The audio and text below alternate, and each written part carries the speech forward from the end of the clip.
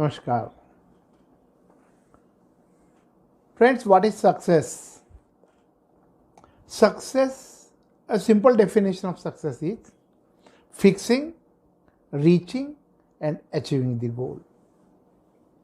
Friends, winners are not born, they are converted to winners by themselves. Who is successful? Friends, I started my industry with a mere investment of rupees 5,000. I was with Johnson & Johnson for 3 years.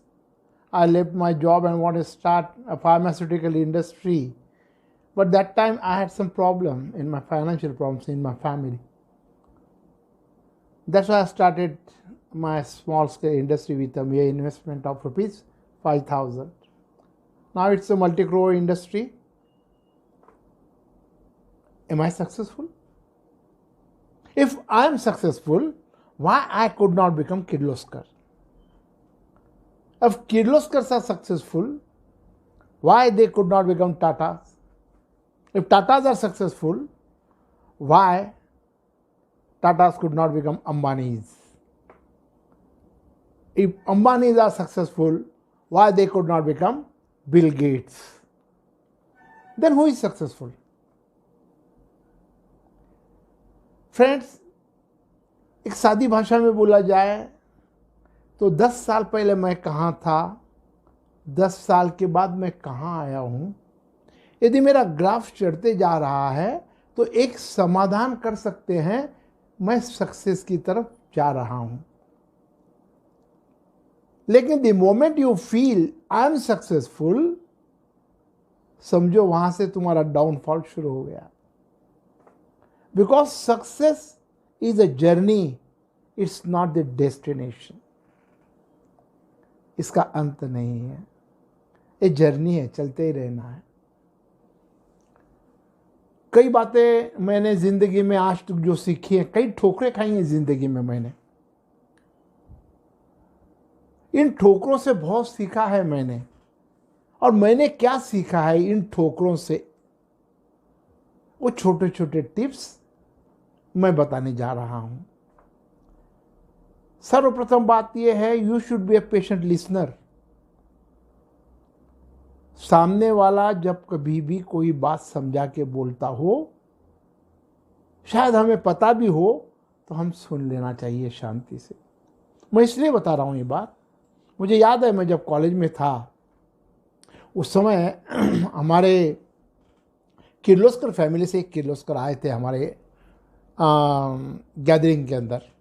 वहाँ पर उन्होंने एक जब शुरुआत में वो हकलाते थे, stammering थी उनकी, वो बोलते बोलते हकलाते हकलाते बोलते थे, तो सब बच्चे हंसने लगे थे. लेकिन जब उन्होंने बोलना शुरू किया और उनका अनुभव शेयर करना शुरू किया, सब शांत हो गए. उन्होंने बोलने में से कुछ ऐसे टिप्स दिए जिन्होंने मेरी जिंदगी की दिशा बदल दी. और इसीलिए संस्कृत का एक सुभाषित है जो कहता है, अमंत्रम अक्षरम नास्ति, नास्ति मूलम वनौषधम, अयोगः पुरुषो नास्ति, योजकस्तत्र दुर्लभः. इस संसार में ऐसा एक भी अक्षर नहीं जो कि मंत्र न हो, ऐसी एक भी वनस्पति नहीं जो कि औषधि न हो, ऐसा एक भी व्यक्ति नहीं जो कि योग्य न हो, किंतु इस अक्षर का उच्चार इस प्रकार करे कि ये मंत्र बन जाएगा.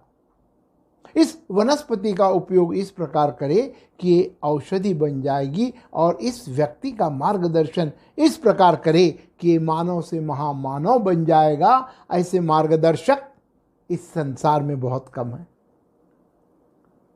जब कभी भी ऐसे मौका मिले, अच्छे वक्ताओं को सुनने का ध्यान देकर सुनो,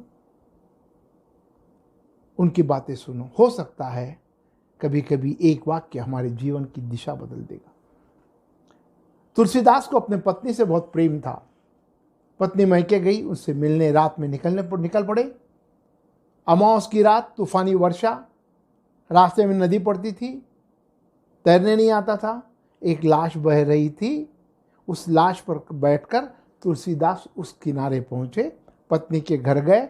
पत्नी का कमरा ऊपर था, एक रस्सी लटक रही थी, तुलसीदास उसके सहारे ऊपर चढ़े, दरवाज़ा खटखटाया, पत्नी बाहर आई। इतने तूफानी वर्षाओं में, अंधियारी रात में आप यहाँ और ऊपर कैसे आए? बोले तुझे पता है मैं तुझसे कितना प्रेम करता हूँ, तुझे पता था मैं आऊँगा, इसलिए तूने रस्सी लगा के रखी, मैं इसके सहारे ऊपर आया। पत्नी ने देखा एक पानी का सांप लटक रहा था। प्रेम के अंधे तुलसीदास को उस सांप भी रस्सी लगी। तब उनकी पत्नी ने सिर्फ एक वाक्य कहा, जितना प्रेम तुम इस हाड़ मांस के पुतले से करते हो, उतना ही प्रेम प्रवाह भगवान राम के चरणों में लगाओ, आपके जीवन का कायापलट हो जाए। इस एक वाक्य ने तुलसीदास की आत्मा को चीर के रख दिया। काशी गए, वेदों का अध्ययन किया, रामचरितमानस की रचना की, भगवान राम के दर्शन हुए, कई दोहे लिखे। कहने का तात्पर्य, कभी कभी जीवन में एक वाक्य जीवन की दिशा बदल देता है। कितनी भी पुरानी गुफा हो, अंधियारी गुफा हो, हजारों साल से बंद हो, एक छोटा सा दीपक जला दो, हजारों साल का अंधियारा एक पल में दूर हो जाता है। ऐसे ही कभी कभी होता है। एक आदमी पेड़ काटने गया, मालिक ने उसे कुल्हाड़ी दी, उसने एक दिन में 7 पेड़ काट दिए। दूसरे दिन 6 काटे, तीसरे दिन 5, करते करते एक हफ्ते के बाद दिन भर मेहनत करता रहा, एक भी पेड़ नहीं कटा। मालिक ने पूछा कितने पेड़ काटे? बोले सर पता नहीं है, पहले दिन तो मैंने 7 काट दिए थे, लेकिन धीरे धीरे कम होते होते आज तो एक पेड़ भी नहीं कट रहा है, दिन भर मेहनत कर रहा हूं मैं। मालिक मुस्कुराया, उसने कहा तुमने कुल्हाड़ी को धार लगाई है? बोले नहीं सर। यही बात होती है, हम सिर्फ मेहनत करने से मतलब नहीं है। मेहनत तो हम करते हैं, ठीक है, लेकिन वो मेहनत किस प्रकार करते हैं, दैट इज इंपॉर्टेंट। हमारे मेहनत में धार होनी चाहिए। And working sharper is important than working harder. Hard work ज़्यादा नहीं, शार्प वर्क रहना चाहिए कभी भी हमारे इसमें। जैसे मैंने कहा, छोटी छोटी टिप्स जो मैंने ठोकरें खाई उससे सीखिए, सो आपको देने जा रहा हूं। जो भी काम हाथ में लो, काम छोटा है बड़ा मायने नहीं रखता है, जो भी काम हाथ में लो उसमें जान डाल दो। अब्राहम लिंकन प्रेसिडेंट थे अमेरिका के। पहली बार जब खड़े हुए बोलने के लिए, एक गरीब मोची का लड़का जब बोलने खड़ा हुआ तो एक बहुत बड़ा सीनेटर, काफ़ी रिच था, उसका अपमान करने के लिए अब्राहम लिंकन का, उसने कहा mister president, do you know the shoes which I am wearing now is prepared by your father?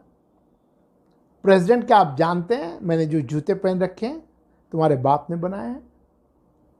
इतना बड़ा अपमान एक अमेरिका के प्रेसिडेंट का। शायद आप हम होते तो चकरा के गिर जाते, लेकिन बड़े शांति से अब्राहम लिंकन ने कहा, yes I know, not only you but many of the senators sitting in this auditorium,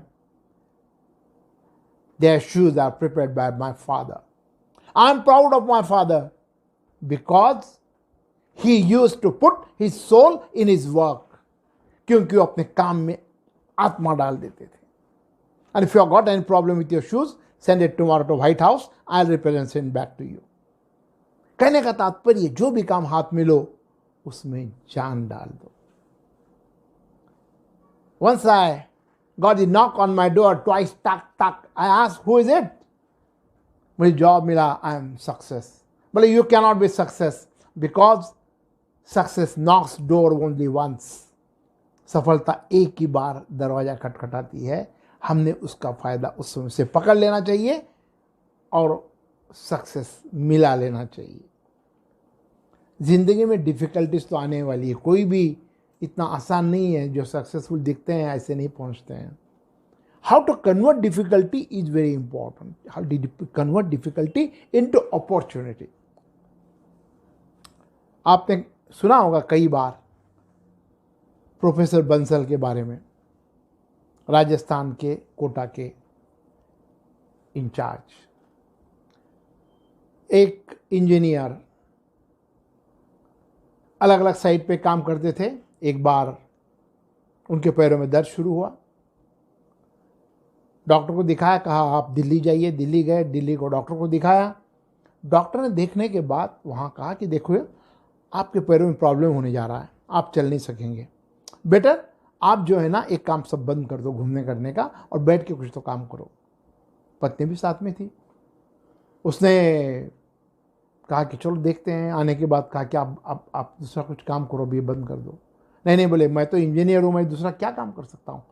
और उन्होंने अपना काम जारी रखा, लेकिन थोड़े थोड़े दिनों के बाद उनके पैरों में दर्द बढ़ते गया, इतनी तकलीफ होने लगी, चलना मुश्किल हो गया।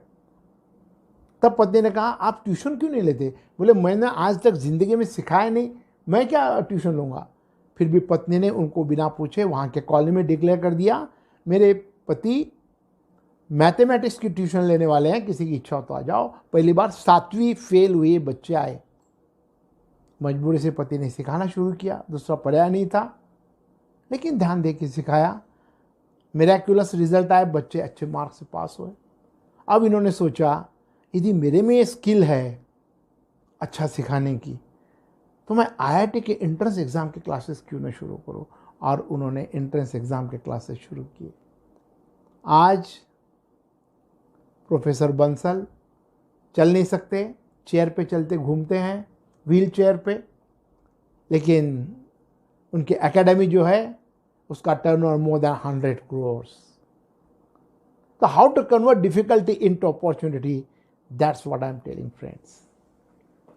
जिंदगी में 5 P's are very important. Proper planning prevents poor performance. 5 P's। Proper planning prevents poor performance. Planning होनी चाहिए हर बात की, छोटी से छोटी बात की अच्छी प्लानिंग होनी चाहिए। 4 आईआईटी के स्टूडेंट्स थे, बहुत होशियार बच्चा, आईआईटी की तो सवाल ही नहीं है, गप्पे मारते बैठे, रात कब बीती पता ही नहीं चला। दूसरे दिन एग्ज़ाम थी। अब बोले अब क्या करें।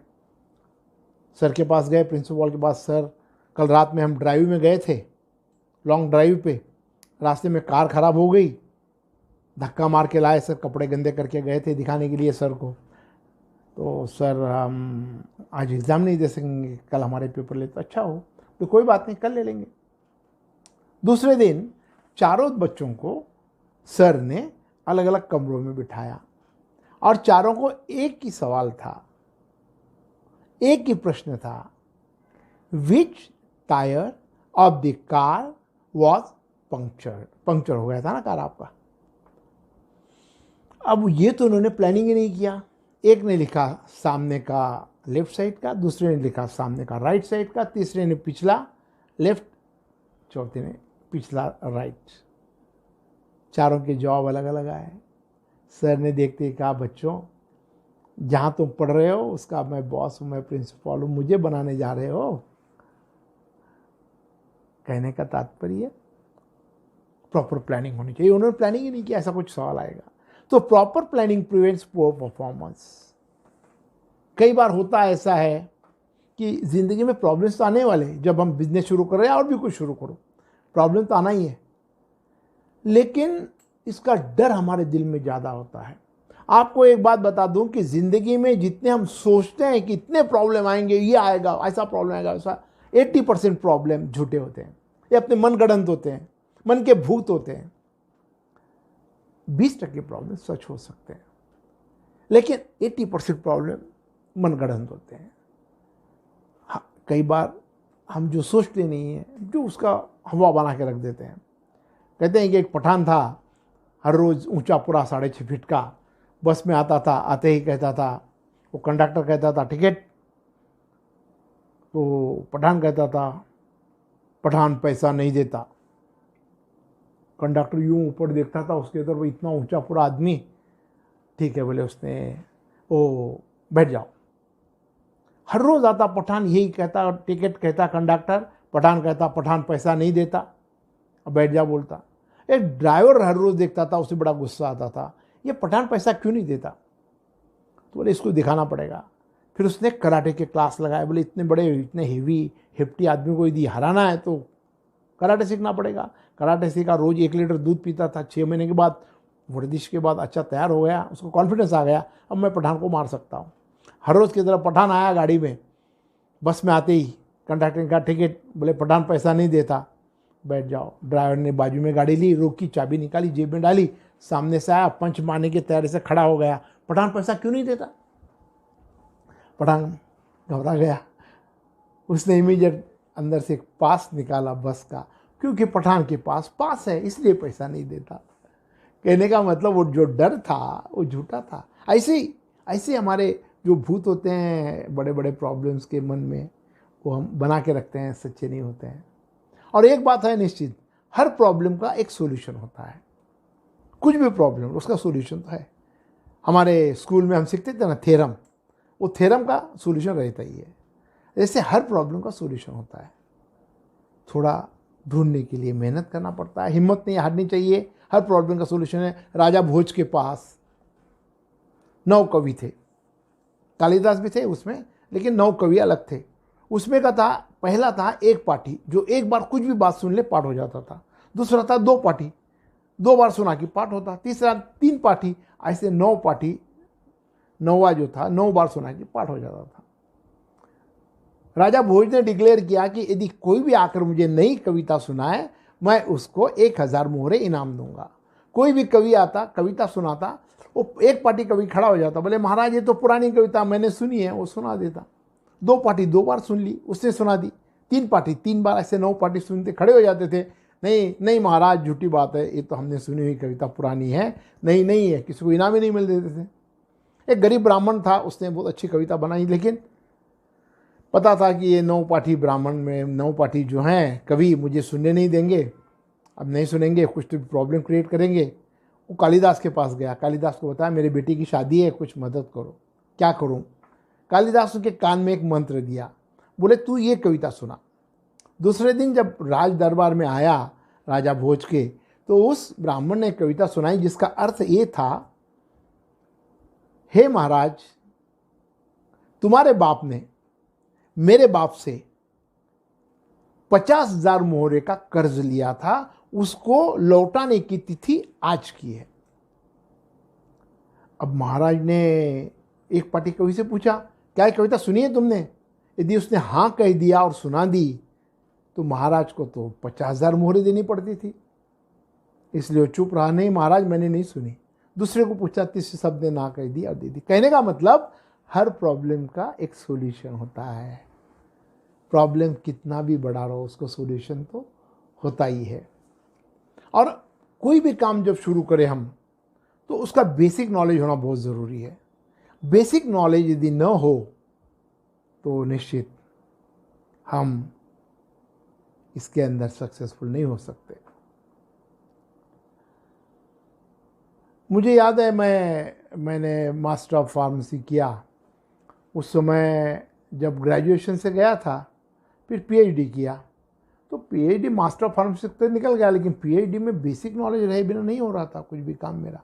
तब मैंने शुरुआत की छोटी सी किताब पढ़ी, फिर उसके बाद उससे बड़ी, उससे बड़ी, उससे बड़ी करते करते फिर मेरा फाइनल का किताब मैंने खोला, जब तक मेरे बेसिक कंसेप्ट क्लियर हो गए, और उसके बाद फिर मुझे सब समझ में आने लगा। तो जब तक बेसिक कंसेप्ट क्लियर नहीं होते, हम कभी सक्सेसफुल से बिजनेस में कुछ भी रहो, हमारा बिजनेस में रहो, सर्विस में, कहीं पर भी रहो, बेसिक कंसेप्ट क्लियर होने चाहिए, जो भी काम हो हमारा।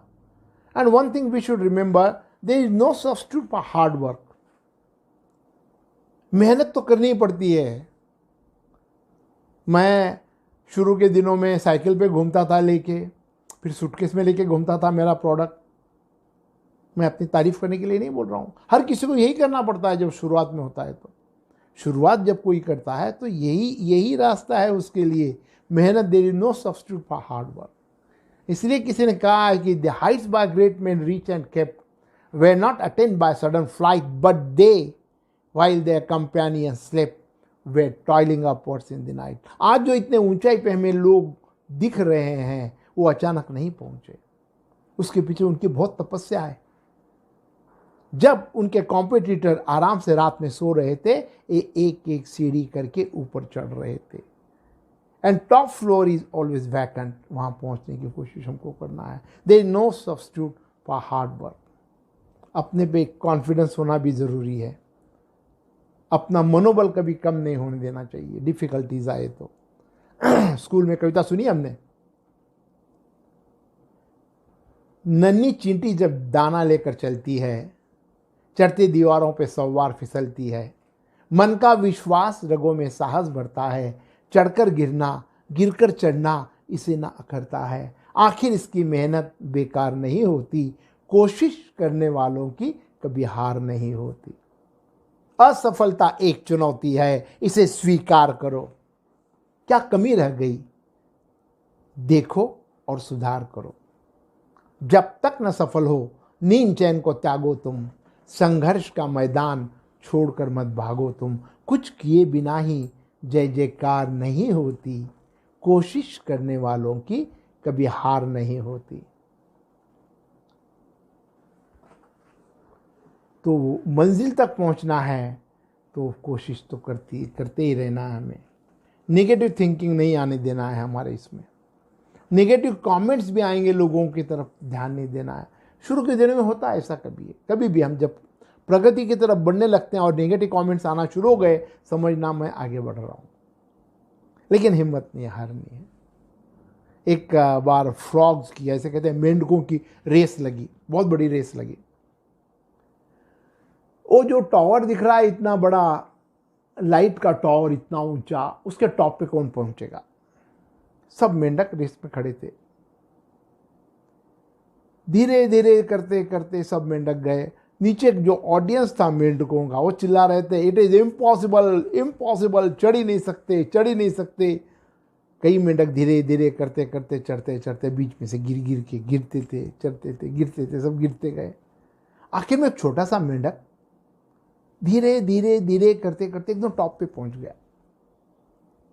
सबने तालियां बजाई। नीचे उतरने के बाद उसको उठाया, जयघोष हुआ और उसका इंटरव्यू लिया गया कि तुम सक्सेसफुल कैसे रहे, तुम्हें कैसा। तब पता चला वो मेंढक बहरा था, उसको सुना ही नहीं आता था। जो नीचे चिल्ला रहे थे इट इज इम्पॉसिबल इम्पॉसिबल, इनके चिल्लाने से बाकी लोगों की हिम्मत हार रही थी, सब गिर रहे थे, इसको सुना ही नहीं आ रहा था, ऊपर तक चढ़ गया।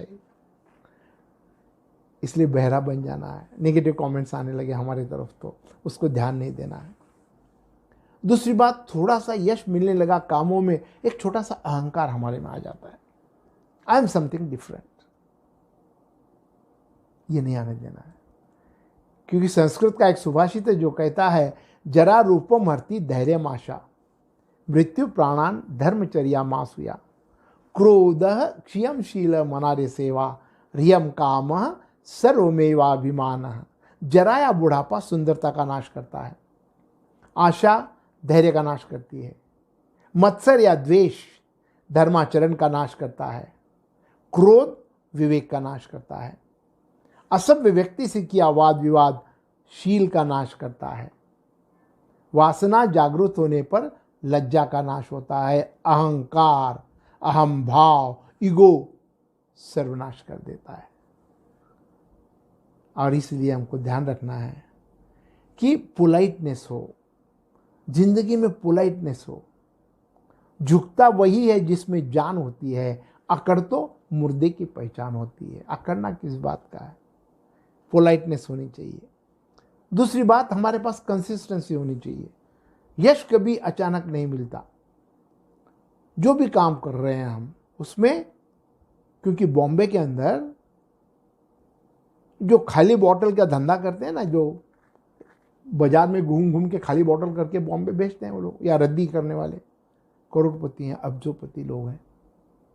धंधा कोई भी बुरा नहीं, बिजनेस कोई भी बुरा नहीं है, उसमें सातत्य चाहिए, कंसिस्टेंसी चाहिए। एक साधु के पास एक आदमी गया, बोला महाराज, मेरे गुरु के पास जाके कहा उसने, गुरुजी मुझे किसी भी धंधे में सक्सेस नहीं मिल रहा है।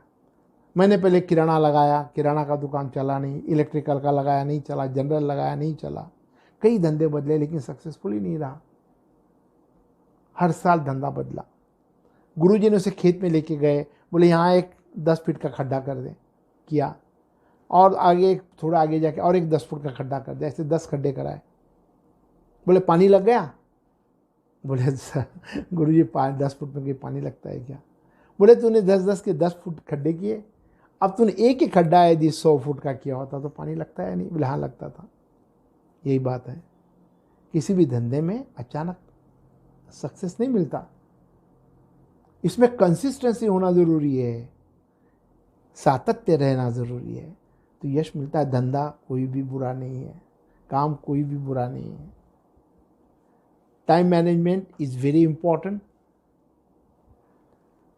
समय का सदुपयोग होना चाहिए। भगवान ने हमारे इस दुनिया में करोड़ों चेहरे बनाए, अब्जों चेहरे बनाए, सबके चेहरे अलग, सबके अंगूठे अलग, लेकिन एक बात भगवान ने हम सबके साथ न्याय किया है। किसी को इसमें निश्चित ही किसी को ऊंचा किया, किसी को छोटा किया, ठेंगना किया, किसी को गोरा, किसी को काला, लेकिन एक बात, एक न्याय हम सबके साथ किया है कि 24 घंटे भगवान ने हम सबको एक तरीके दिए हैं। इस 24 घंटे का हम उपयोग कैसे करें, ये हम पर डिपेंड करता है। तो समय का महत्व बहुत ही बड़ा है। हमारा प्लानिंग होना चाहिए समय का। Proper planning prevents poor performance. तो प्लानिंग हर चीज़ का होना चाहिए। समय एक एक मिनट का प्लानिंग होना चाहिए, और ये निश्चित ही हमारे लिए यशस्विता की सीढ़ी हो सकती है। एक अंत में एक दो बातें कहूँगा। सक्सेसफुल होना है ज़िंदगी में तो नीतिमत्ता अच्छी होनी चाहिए। जहाँ नीतिमत्ता में खोट आ गई, समझो वहाँ सक्सेस है। हो सकता है अनीति से धंधे करने वाले हमारे सामने कई लोग हैं, जो कि हमने बिजनेस शुरू किया, वो 10 साल में हम कहाँ पहुँचे, हमसे 10 गुना आगे बढ़ गए, लेकिन उनकी लाइफ ज़्यादा नहीं होती, एक दिन बर्बाद हो जाते हैं वो लोग। जहाँ सुमति तहाँ संपत्ति नाना, जहाँ कुमति तहाँ विपत्ति विधाना। रामचरितमानस में लिखा है भगवान श्री राम ने, व्यास जी ने, वाल्मीकि जी ने, सॉरी, कि जहाँ सुमति तहाँ संपत्ति नाना। रामचरितमानस में लिखा है कि जहाँ सुमति तहाँ संपत्ति नाना, जहाँ कुमति तहाँ विपत्ति विधाना। जिसकी मति शुद्ध है, अच्छी मति है, उसके जीवन में संपत्ति की कभी कमी नहीं होती, और जहाँ कुमति होती है उसके विधान में विपत्ति ही विपत्ति होती है। मेरा एक दोस्त था, हकीकत में बोल रहा हूँ, उसने एक बेकरी खोली, वो ब्रेड बनाता था। उसका ब्रेड इतना फेमस हो गया, 2 साल के अंदर इतनी डिमांड आ गई उसकी। कुछ दिनों बाद घी, फिर उसने खारी बनाना शुरू किया, खारी भी इतनी बिकने लगी। थोड़े दिनों के बाद उसने देखा कि घी के भाव बढ़ गए हैं, तो उसने 10 किलो समझो डालता था, 9 किलो कर दिया, लेकिन डिमांड उतनी थी। और भाव बढ़ गए तो 8 किलो कर दिया, लेकिन डिमांड उतनी ही थी। वो समझ रहा था चलो यार क्या डिमांड तो कम है, भाव तो अपन इतना ही रख रहे हैं। करते करते 6 किलो पे आ गया, लेकिन धीरे धीरे धीरे डिमांड इतनी कम हो गई उसकी, अचानक उसका मार्केट ही खत्म हो गया। उसने 10 के जगह बाद में 12 किलो डालना शुरू किया, लेकिन वो डिमांड कभी उठी नहीं। कहने का तात्पर्य, नीतिमत्ता अच्छी होनी चाहिए जिंदगी में। और क्योंकि कार्ल मार्क्स ने 4 बातें महत्व की बताई, यदि कोई भी बिजनेस शुरू करना है आपको तो land, labour, machinery and efforts, 4 चीज़ें ज़रूरी है। श्रीमद् भगवद गीता में भी भगवान श्री कृष्ण ने कहा है कि अधिष्ठानम तथा कर्ता कर्णम च पृथक विधम विविधाश्च पृथक चेष्टा दैवम चैवात्र पंचमम। 4 बातें जो कार्ल मार्क्स ने बताई कि land, labour, machinery and efforts, उसी प्रकार भगवद गीता में कहा है कि कोई भी आपको बिजनेस शुरू करना है तो अधिष्ठान चाहिए, जगह चाहिए। अधिष्ठानम तथा कर्ता, काम करने वाला चाहिए, करण यानी उपकरण चाहिए, और मेहनत चाहिए, एफर्ट्स। लेकिन 5वीं बात उसने बताई है, अधिष्ठानम तथा कर्ता कर्णम च पृथक विधम विविधाश्च पृथक चेष्टा, प्रयत्न करने चाहिए। दैवम चैवात्र पंचमम, 5वां बात दैव है। ये दैव मतलब ऐसा नहीं है कि भाग्य के भरोसे बैठ गया मैं, वो भाग्य नहीं है। आपके नीतिमत्ता से आपका भाग्य जागेगा, आपकी मेहनत से आपका भाग्य जागेगा। एक बहुत अच्छी कहानी मैंने सुनी थी कि ये भाग्य और कर्म दोनों में बड़ा कौन है, कर्म बड़ा या भाग्य बड़ा। ऐसा कहते हैं कि ये भाग्य और कर्म जो है एक लॉकर की तरह, बैंक के अंदर जो लॉकर होता है ना, उस लॉकर के अंदर जो एक चाबी अपने पास होती है और एक बैंक मैनेजर के पास होती है। पहले बैंक मैनेजर आता है, लॉकर खोल के चला जाता है, फिर हम अपनी चाबी लगा के अंदर रखना, जो भी रखना है निकालना करना है करते हैं। तो ये अपनी जो चाबी है ये कर्म की चाबी है, उसकी जो चाबी है वो भाग्य की चाबी है, वो भगवान की चाबी है। हमको अपने कर्म रहते रहना, क्या पता कर्म करते रहना चाहिए, पता नहीं कब आके वो लॉकर की चाबी खोल के चला जाएगा। इसलिए कर्म तो करना ही चाहिए। भाग्य तो आता है, भाग्य कब आएगा पता नहीं, भाग्य के भरोसे बैठ के नहीं चलता है। तो हमको कर्म तो करना ही है। और अंत में एक बात निश्चित कहूँगा कि हेल्थ इज वेल्थ। पहला सुख निरोगी काया, क्योंकि धर्म, अर्थ, काम और मोक्ष, इन चारों पुरुषार्थों का यदि कोई बेस है तो हमारा शरीर है। यदि शरीर अपना अच्छा हो तो ही सब बातें हम कर सकते हैं, अन्यथा हम कुछ भी नहीं कर सकते। तो शरीर स्वास्थ्य अच्छा रहना बहुत आवश्यक है। अंत में इतना ही कहूँगा कि कभी ये मत समझना मैं अकेला क्या कर सकता हूँ। बाबा रामदेव अकेले ने क्रांति लाई दुनिया में, योग में, स्वदेशी में, आयुर्वेद में, ऑनलाइन मार्केटिंग में। वो हरिद्वार से हरिद्वार तक पहुंच गए। ये एक आदमी क्या कर सकता है, उन्होंने बता दिया पूरे दुनिया में क्रांति लाकर। हम भी कर सकते हैं, एक इच्छा शक्ति होनी चाहिए। One tree can start a forest. One smile begins a friendship. One star can guide a ship in the sea. One vote can change a nation. One candle wipes out darkness. One hope will raise our spirit. One touch shows you care. One word can frame the goal. One life can make the difference. And you can make the difference. I wish you all the success in your life. Thank you, friends.